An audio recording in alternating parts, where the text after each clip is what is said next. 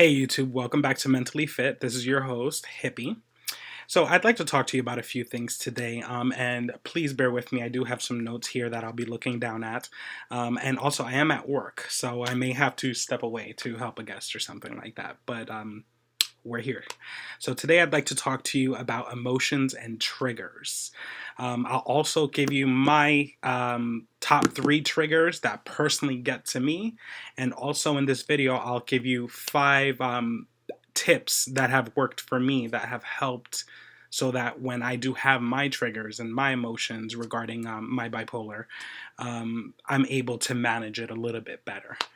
So today I'm going to start with emotions. So I'll give you the definition for emotions first. I found this very interesting. Sometimes reading definitions, we know the definition of the word, but a lot of times we don't have the right wording for it. And wording is very important when it comes to anything in life. So let me go ahead and read you this definition. Emotions, a natural instinctive state of mind deriving from one's circumstances, mood, or relationship with others. I'd like to read this again for you because this is very, very important.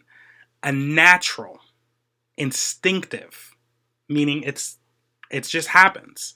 So what that tells me is that when you're dealing with emotions and things like that, it's not your fault. These are very instinctive and they're natural. Everybody has these emotions, and because of that, it makes us all human. So we have to learn to understand these emotions and process them, and understand that they're not a bad thing, and we can't get rid of them as much and as hard as we try. So, finishing the definition, a natural instinctive state of mind deriving from one's circumstances, mood, or relationship with others. What that tells me is that our emotions are activated by, whether you could say, a family member, a spouse, children, our circumstances at work.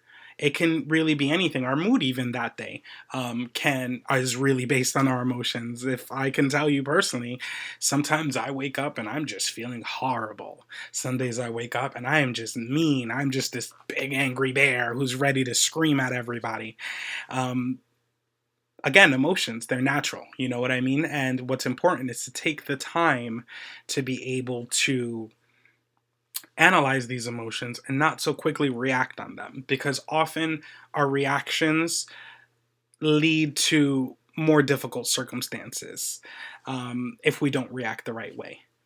So that's our definition for emotions. The one thing I'd also like to reiterate is that your emotions are valid.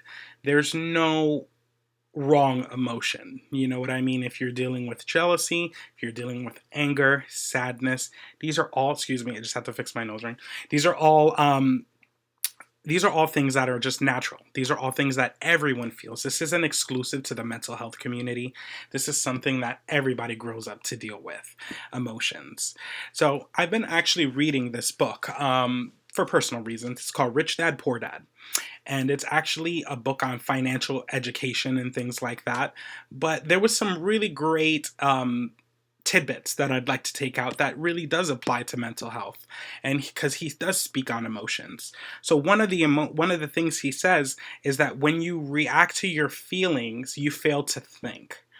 So when you're quick to react to your emotions and say someone says to you, "Hey, I don't like this about you," or "I don't like how you did this," our first visceral reaction is to feel attacked.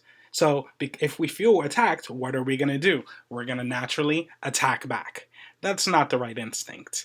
Although it feels like it's the right thing to do, it's often not. And taking a step back and learning to think about how we react to things and what's being said to us is very important. Another thing that he mentions is that he says, by not giving into your emotions, you're able to delay your reaction and think.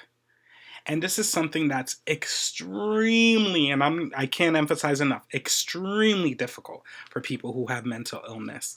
That delayed reaction. It's you're quick to just word vomit, as we call it, right? try to avoid that. Again, it's not going to help you later. It might just make you feel worse because you've said things that you didn't necessarily mean. You said in the heat of the moment. So it's definitely something that we have to learn to slow down to and learn to analyze a lot more. Another thing that he says that really stuck to me was, don't let your emotions control your thinking. And this almost seems impossible to me, but don't let your emotions control your thinking. That's a big statement. You know, it's a short sentence, but it's a big statement. And it's very important to not let our emotions control our thinking. Sometimes when we're sad, we start to feel like we're not worth it. Sometimes when we're angry, we feel like we need to lash out at someone, or even if they're just trying to help us, or maybe they're not, but we lash out and we tend to not control our emotions in the best way. And again, this is something normal. This is something that we all deal with. I deal with it constantly, constantly with my friends, with my family. Um, Emotions, for lack of a better word, can be a bitch, but you're better off having them than not having them. Just ask your local sociopath. It's better to have emotions, you know what I mean, and it's better to learn to react to those emotions and learn to control those emotions, so that way later on those emotions don't control you. So moving on to our next topic of today is going to be triggers. So I looked up the definition to triggers, and we're not talking pew pew pew triggers. We're not gun triggers. We're talking about triggers in mental health. So the definition of this is, of a trigger, is an event or circumstance that is the cause of a particular action, process, or situation. So what that tells me personally is that triggers are something that are caused by other things, right? It's not, it's natural, right? But it's something that we have to learn to avoid in the mental health community, because these triggers can be very triggering, right? So it can cause so you see something and you hear a song, right? And let's say let's give you a situation where you were with your girlfriend or your boyfriend and you had this song together, and every time the song comes on you think of that person, and while you're with that person it's a great feeling. But when you break up with that person or you decide to move on, that song comes on, and what's the initial reaction? Tears. Or for some people, it's change the song. I hate this song because it reminds me of so and so. And what I find really funny about that is the artist, I mean, it's an artist's music. Like, it has nothing to do with that person. But again, these are triggers, right? Another trigger that affects people is, let's say, how we speak to one another. If the approach isn't right, the rest of it sets the mood for the rest of the type of conversation. And that's why I always try to approach people in the right way. I always ask for permission. I'll say, hey, do you mind if I speak to you about this? Or at least I try. There are times where I'm very all over the place and it's unsolicited advice. Totally guilty, totally guilty. But what I find is that by avoiding triggers and things like that, it really helps you keep your mental sanity. You know what I mean? It keeps you mentally sane. You're not pushing to understand why you feel this way, or you just kind of avoid it. Um, Personally, some of my triggers in the past, and well, if we're talking present triggers, let's talk present triggers and then we'll talk about past ones. So my present triggers are definitely not enough sleep. If I don't get enough sleep, I'm not a nice person, especially because I work third shift. I'm actually at work now, as I mentioned earlier. Third shift is a very difficult shift in itself. It's not super tedious in terms of work, but it's tedious in terms of the fact that you have to be up all night. So I work 11 p.m. to 8 a.m., and it really starts to take its toll on your body, your health. I remember when I first took this job, it was second shift, and it was difficult because, again, I was socializing with a lot more people. And because I was socializing all the time, my anxiety levels were all over the place. You know, if I had a nice customer, I'd feel great. But if I had a customer who was aggravated with something at the hotel, let's say, or aggravated with the type of service that we were giving them, it was really easy for me to internalize that and get aggravated myself. So one of the things I did was, not only is not enough sleep not a trigger, but I make sure that I get at least 6 to 8 hours of sleep every day. It's difficult sleeping during the day. I got blackout curtains, I got a whole setup, right? It's pretty chill. But basically, I've learned to not sacrifice my sleep just because I'm working at night and sleeping during the day. It's very unnatural. So your body, again, it's your internal clock has to reset and get programmed to that. So one of the things that I did was, since I saw that one of the triggers, not only was not enough sleep, but when I was working second, was dealing with a range of different emotions from customers and managers, and just so much interaction was overload. It was just overloading me. And I would leave work and I'd cry in my car, and I'd cry all the way home with a cigarette and and just let it all out, you know what I mean? Because it was so difficult. It was really something that took its toll on me, you know, and I have to work, right? You have to work to eat, to live. And unfortunately, I don't get disability through my bipolar, because of my bipolar. Um, so I just gotta kind of suck it up and go to work and do the things I have to do. But what I did realize was I don't just have to do any job, right? It doesn't have to be something that's making my mental health worse, because that's my priority, right? That's what keeps me sane. That's what keeps me moving. That's what keeps me alive. So what I had to do was switch to overnights. The opportunity came up. I believe in the universe. And like I said, as I was meditating on all this, the opportunity came up to do third shift. And now I come in and I barely see anyone. I don't see any of my managers, who were a huge trigger for me. Just with the constant nagging and just the things that normal managers do. Um, Even the interactions with the customers, I barely see anyone. The interactions I have throughout the night are, can you break this 20, or I need some toilet paper, and I'm 2 seconds and I'm done. You know what I mean? So it allows me the space to be able to do the things that I need to do to make money, and also not compromise my mental health, because that's the most important thing, is don't do anything that's going to compromise your mental health. Money in the end is not worth it. It's not worth it. People often work their whole lives to get enough money to enjoy life, and then they get sick, and then they use that same money, right, to pay for their health, the healthcare costs and things like that. So don't do that with your life. Don't stay at a job that it's not good for you. Another trigger is work, right? For a lot of people, if work is a trigger for you, you might consider finding a new job, or starting your own business. There's a lot of things that you can do. You're not stuck in one position. And one thing I like to preach to people who have bipolar as well is that there's this stigma within the community, not just outside, but within the community, that because I have bipolar, because I have depression, because I deal with mental illness, I can't work. I'm not useful to anyone. And that's the furthest from the truth. We all have things that we provide, we all have things that we contribute, and it's very important that we continue to do that in society, because that's what makes us a global society, right? That's what makes us a community, is all of us adding in to the pot, right?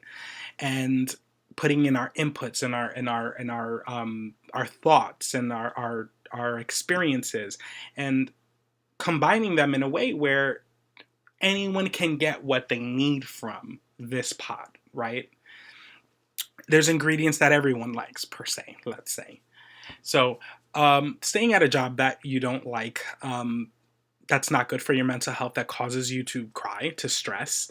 There's this inside joke that we have here at this job, and one of the jokes is, when we have a new person here, we bring them to this area in the back and we say, so, this is where we keep this is where we keep the mops, and this is actually where we go to cry. So if you need a cry, this is where we go. If you wouldn't mind going up to the front, I actually need to go for a quick cry real quick. And it's a stupid inside joke, but it's always a hit, let's say. Um, but yeah, again, triggers, right?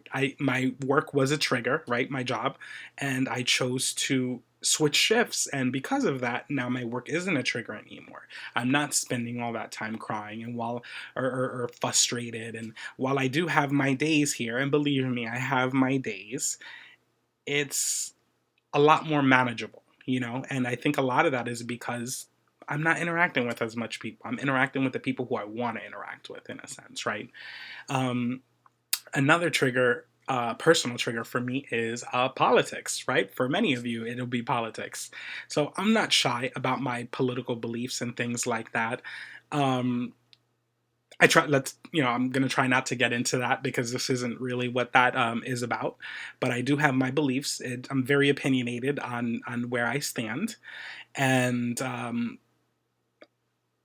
Facebook, right? Arguing with people all over Facebook, whether you're this supporter or that supporter, and this and that, and the back and forth, and well, I said this and I said that, and it's my job now to educate you on what you said that wasn't real, and this, and it can turn into this whirlwind of trouble, And as good as I believe it is to be politically savvy and politically educated, there's also a line that we have to draw, and especially with friends and family and things like that, because I can't tell you how many friends I've lost because of the 2016 elections, right? So it's sad, you know what I mean, and it's unfortunate, and I feel that it shouldn't have happened because of that. I had a lot to do with that as well. I've alienated a lot of people because I don't believe what they believe, and it's hard to find a middle ground. So what I found is that sometimes avoiding politics, or not even avoiding politics necessarily, but limiting how much we talk about it, right, on social media, or even me personally, I watch a lot of independent news media. So I'll watch the Young Turks and all these things, right? That more, I guess you could say, liberal agenda things like that. But yeah, it's sometimes I even have to slow down on that as well because it gets to be a lot. You know what I mean? And it's overwhelming with some of the things that are happening in this country with the president, or whether it be with mental health or the elderly, the opioid crisis. There's just so much, and it's hard to take all this in and not react to it. It makes it very difficult, and it's up to us to limit these triggers, right? This is a personal trigger for me. It might not be a trigger for you. You might not even care about politics, right? But I've learned that this is a trigger for me, and sometimes I have to take a step back away from social media and politics driven things, and just take a step back and learn, to focus on my breathing. And again, not everyone's going to agree with you, right? This is part of adulthood. Not everyone's going to agree with your point of views, and as long as we can speak on them respectfully, and we're not disrespecting each other, we can have this debate anytime, and I'm more than open to that. But I also have to do it in a time where my mental health is okay, because if I'm not in a place where I'm okay, let's say I woke up that morning and I'm not feeling well, I'm feeling very detached, I don't want to speak to people, I don't want to see anybody, and then I get into one of those conversations, I can guarantee you that I'm going to bite that person's head off. And I may be right, right? Let's say I may have facts and I'll links and sources and stuff. And I may be right when it comes to that, but my approach is all wrong. And because of that, I'm alienating that person. That person's not susceptible to understanding another point of view because I haven't presented it in a way that's educational, that's friendly, that's even debatable. It's confrontation, So I had to learn to take a step back from that and not judge people solely based on who they voted for, right? It was a big deal for me. So that was definitely one of my triggers. One of my personal last triggers, and it might seem small, but this I know from firsthand experience dealing with myself and dealing with people in the mental health community, this will drive someone fucking insane. And it's calling someone crazy. Um, it's horrible, because you're dealing with mental health, right? And you're dealing with chemical imbalances in your brain and things like that that often don't cause you to react to things the right way. So it takes us a little longer sometimes with people with bipolar to not react in a way that's aggressive or angry or defensive, right? So sorry, my screen just went off. It went on a little mode. But basically, yeah, that calling me crazy. I've had it happen to me before, and it's a horrible feeling because when you feel like you're losing your mind, there's moments where you feel like this depression is gonna take your life, or this bipolar is gonna take your life, or this anxiety is gonna be the end of you. I mean, how many of you have had a panic attack that you felt that you were gonna die? And it didn't happen, but you thought you were there. I remember my first panic attack. I was in a mall with some friends. We were shopping at Hot Topic, which was the cool place to shop back then. Now it's very teeny bop and stuff. I still shop there sometimes, but it was a lot cooler back then, right? And one thing that hasn't changed about this store is how crowded it is. They pack so much merchandise into one place, it's ridiculous, to the point where you can't even walk around. So in this particular situation, I remember walking around looking at different things, and I started slowly noticing how full the store was becoming. And I'm okay. I'm looking at things, shirts and things like that. Back then, I used to wear the trip pants and everything like that, and I got pictures for days. But what I noticed was as the store kept getting more full, I felt this strange, almost like when you put your tongue on a battery and you get that like tingly sensation. That's what I started getting. And I started having problems breathing. I eventually had to run out of the store and just take a breath because I thought I was dying. It was a panic attack. I didn't know what triggered it. I think it was maybe just all the people in the store, maybe the heat. Um, but until then, I had never had a situation like that I can personally recall. And I thought I was gonna die. My friends were worried. They were like, "Are you okay? Can we get you some water?" And I could barely move my lips. I didn't understand what was happening to me. The connections weren't making their way there.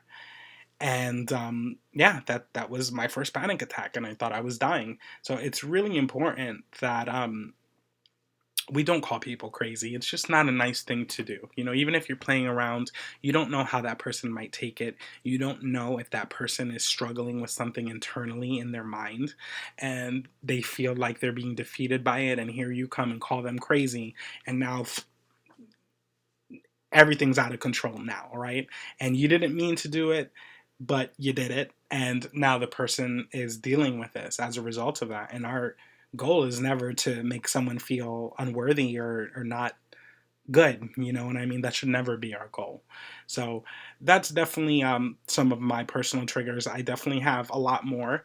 But what I found very difficult was actually coming up with these triggers. You'd think that you'd know them offhand, but no, I actually had to stop and think about it. What is it that triggers me? And I think that that's a good place to start, right? Think about what it is that triggers you, whether it's a person, or whether it's your job, or whether it's a phrase or something that somebody says to you, right? Try and figure out what these triggers are so that way we can learn to avoid them. Because often we don't know what these triggers are. We just react, right? And we don't know what we're reacting to. I know I'm very, very guilty of this. And even in the process of writing down these triggers, I couldn't help but pick so many different things, but then realize that, hey, this actually doesn't bother me as much as it does this thing. And I think it's very important to weigh out the pros and the cons of each one so that way if this is something that I can't handle, let me separate myself from this so that way I'm not hurting others and I'm not hurting myself and my mental health, which comes first. Um, moving on, we have, let's see, moving on, I have my top five um, remedies, let's say, or top five solutions to dealing with triggers. And personally, these have all worked for me. I've tried all of these, and it's made such a huge impact on my life. And I can tell you that when I stop doing these things, everything goes to shit. Whether it's my mental health, and as soon as it starts with the mental health, it goes down from there. Then it's work, and then it's friendships, and then it's relationships, and next thing you know, my house is a mess, and I don't know what to do, where to go, or how to feel. And again, avoiding certain triggers and things like that is what's going to help us to become successful in the future in managing our mental health, so that way we know that we're not um,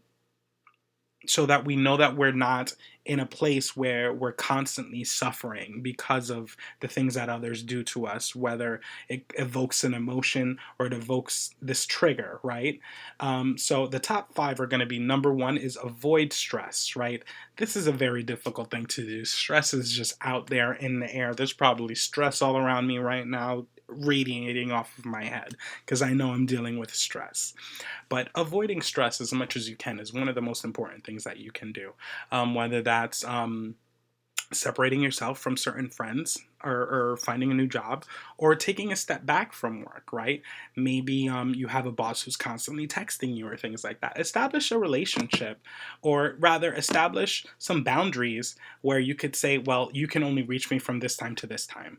Or I appreciate when I'm on my days off that you don't bother me, or that you email me instead, right? So there's certain things that we can do to prevent these things from affecting us in such a negative way, right? So avoiding stress, again, it's very difficult, right?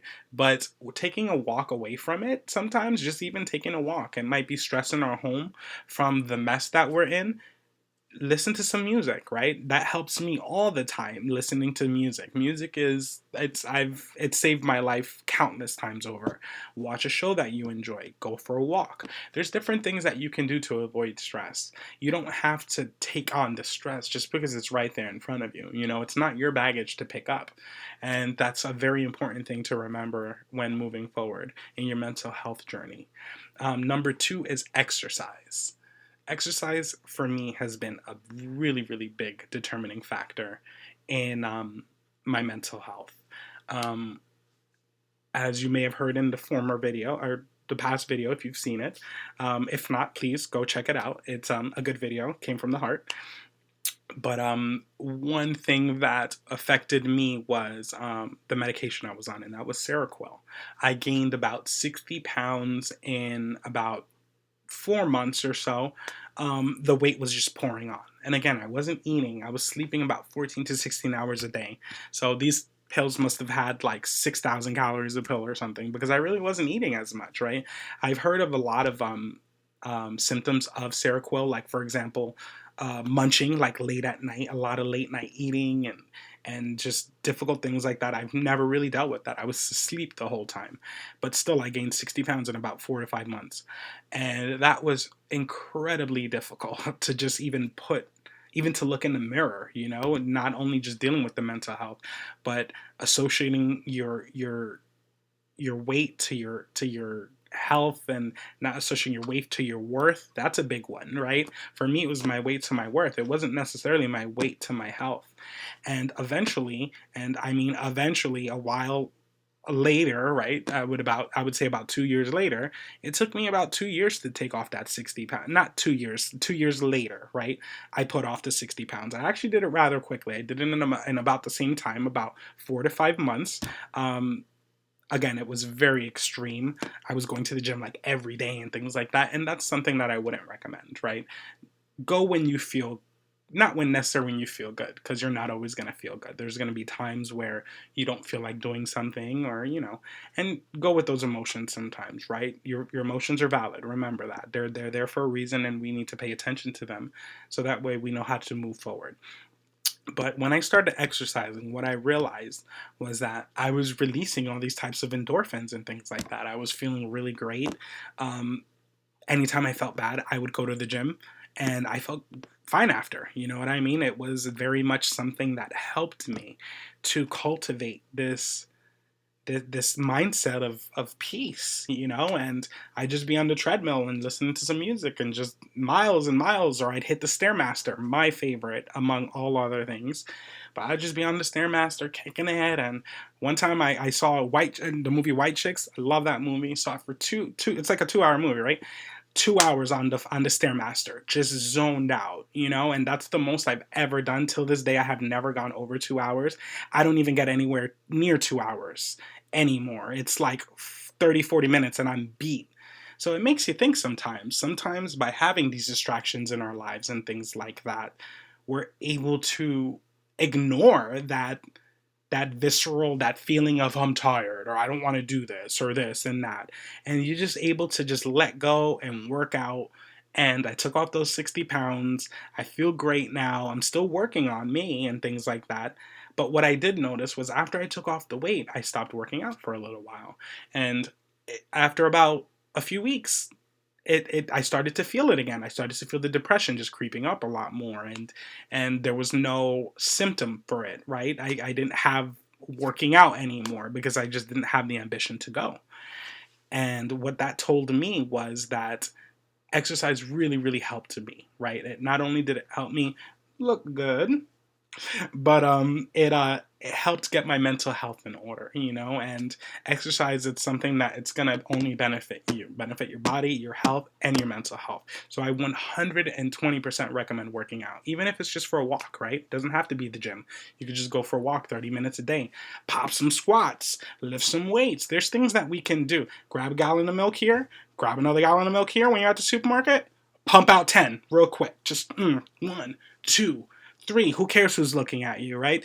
4, 5, put a little dance to it. Do what you got to do to get some exercise, to get that body moving. Because what it does is that your blood flow, right? Again, I'm not super scientific on this, right?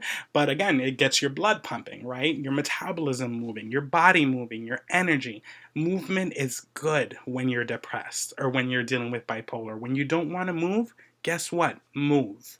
And you will feel better, I promise you. Our third tip today is diet. Again, goes hand in hand with exercise, right? One of the most interesting things in my mental health journey was the correlation between how I felt with what I ate. And I've never made that correlation ever before. I was just very much an empty pit. Just a garbage can of who cares, right?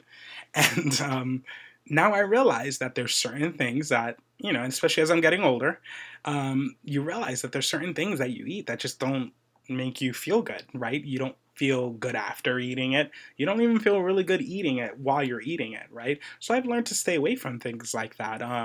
All these fried foods, constantly eating out, if I would go to a restaurant because I was not feeling, let's say, up to it. I don't want to use the word lazy, but because I didn't want to go out multiple times, if I went to a restaurant, I would order 2 meals. So often, if I went to the Chinese food store, I would order, one meal of this and then one meal for later. And what I didn't realize was who eats Chinese food 2 times in one day? While some of us may do it, right? Leftovers and things like that, it's totally cool. No judgment here.